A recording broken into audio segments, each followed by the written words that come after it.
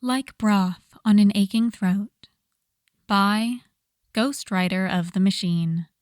Read by My Lost and Found. Summary. How's our status? Tenya asks, muted and congested. I'd rather be fighting all for one again, says Shouto, without hesitation or apparent irony.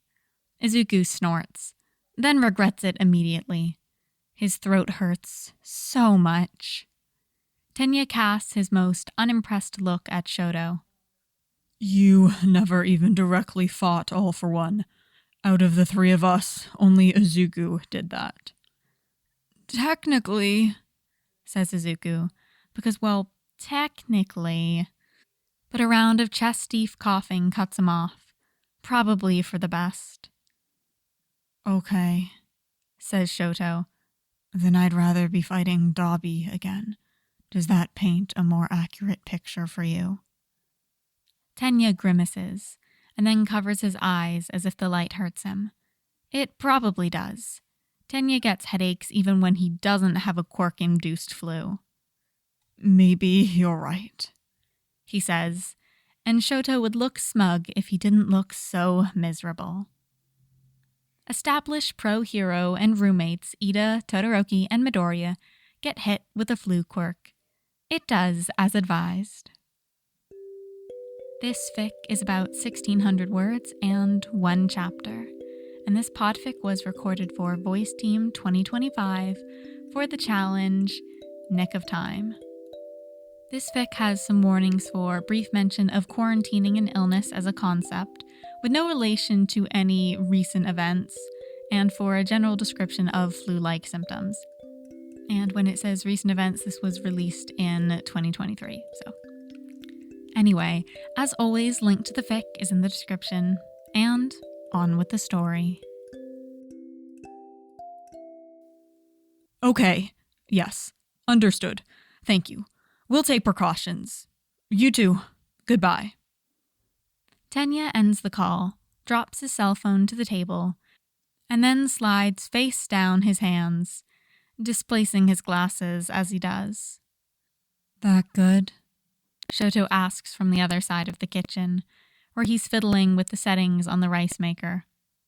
The commission highly suggests, says Tenya, not removing his head from his hands, that we quarantine for a week as a precaution, just to be safe. Izuku pauses at the kitchen threshold, his hair still damp from the shower. What? Do they think it's going to be that bad? Are you going to need to move to a hospital? No, nothing like that. Tenya cuts him off before he can really work himself into a muttering spiral.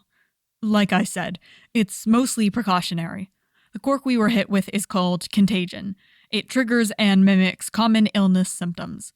Unfortunately, they don't have enough information on it to determine whether or not it creates those symptoms independently or if it literally constructs some new strain of contagious illness. So they think it's best if we stay away from the general population at this point. Shouto pauses. Izuku tilts his head. Do we know what symptoms it causes? Oh, yes, says Tenya. He presses down on his eyes harder. His glasses fall awkwardly off his ears. Moderate fever, sore throat, chills, upper respiratory symptoms, things of that nature. Shouto blinks, like a very disoriented cat. So what you're saying is that we're all going to get the flu? Tenya groans from deep in his chest, in a very un-Tenya-like way, which sends a stab of panic through Izuku's chest. Yes. In fact, I'm telling you, we're all going to get the flu very badly. And they sure do. They learned during their time at UA that fevers tend to hit Shouto harder than any of the rest of them. They tend to hit him harder than most people, honestly. His body is so used to immediate temperature regulation that, when presented with the command not to do that, his brain scrambles entirely. Izuku discovers that Shouto, at 27, has not grown out of this, when he stumbles out of bed the next morning, wrapped in 2 different blankets, with icicles hanging down from the white side of his hair. Shouto. Izuku croaks out through his swollen throat. He, personally, woke up only an hour or 2 before, chilled and with the feeling of an egg being glued to his tonsils. He'd been hoping just to offer a good morning and maybe ask how Shouto's feeling, but Shouto proceeds to answer both of those questions by bumping directly into the wall as if unaware of its existence. It is not a good morning, and he feels terrible. Shouto then confirms both of these things by not actually saying anything. Instead, he leans his cheek more firmly against the kitchen wall and makes a noise like the air being too quickly let out of a tire. Top 10 pro hero Shouto right here. Okay, yeah, I get it, says Izuku, and hauls himself out of his chair. His head spins for a moment. He clutches at the table until the world goes solid again, and then crosses the kitchen to collect his friend. Shouto even feels incorrect to the touch when he's got a fever.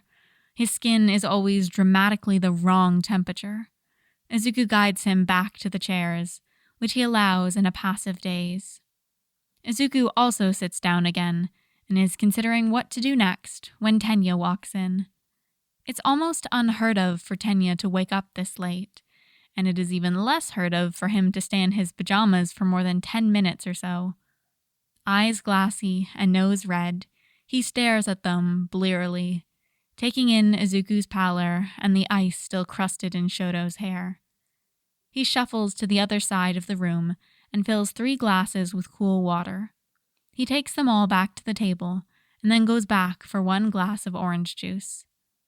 The water is blissfully cold on Izuku's throat. Tenya sniffles and then takes alternating sips from the water and the orange juice. How is our status? He asks, muted and congested. I'd rather be fighting all for one again, says Shouto, without hesitation or apparent irony. Izuku snorts and then regrets it immediately. His throat hurts so much. Tenya casts his most unimpressed look at Shouto. You never even directly fought all for one. Out of the 3 of us, only Izuku did that. Technically, says Izuku, because, well, technically, but a round of chest-deep coughing cuts him off. Probably for the best.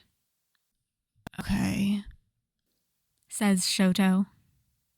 Then I'd rather be fighting Dabi again. Does that paint a more accurate picture? Tenya grimaces and then covers his eyes as if the light hurts him. It probably does. Tenya gets headaches even when he doesn't have a quirk-induced flu. Maybe you're right, he says, and Shouto would look smug if he didn't look so miserable. Izuku immediately collapses back into bed after he finishes his water and chokes down a few bites of rice. When he wakes up again, it's early afternoon, and he's crying. This is another teenage reaction he's always hoped he would grow out of, but never has.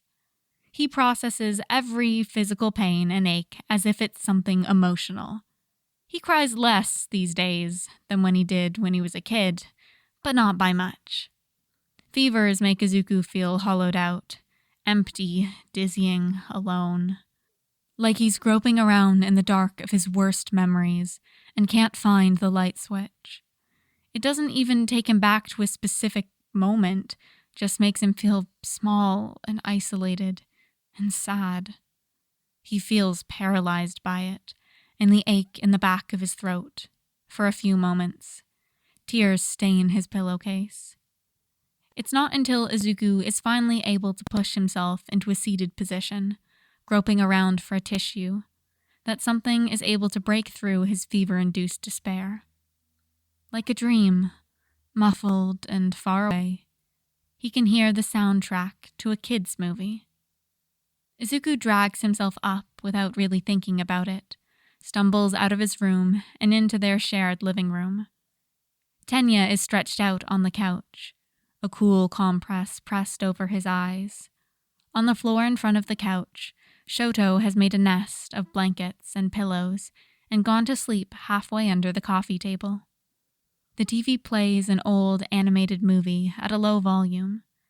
The score swells as the little protagonist begs her friends to believe enough in the good of the world to ignite the crystal clutched in her hands. And Izuku looks at it for a moment, transfixed. He feels very small all of a sudden, and very young. He's never seen this before. Can you believe it? Izuku startles more than he probably should in this situation, and swings his head back over to the couch. Tenya has pushed himself into a seated position, wincing and rubbing at his eyes as he does. I thought everyone had seen this one. He continues. I've even seen this one. Izuku sniffles again. The sadness is pounding on the inside of his chest again, because he knows full well why Shouto has never seen this standard childhood classic. And right now, if he thinks too much about little baby Shouto and how small and alone and hurt he must have been, he's going to start bawling again. Why is he on the floor? Izuku asks instead, ignoring his own strangled voice.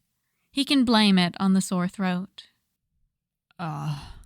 Says Tenya, deadpan despite his congestion, glancing down at Shouto and his little rat's nest of comforters.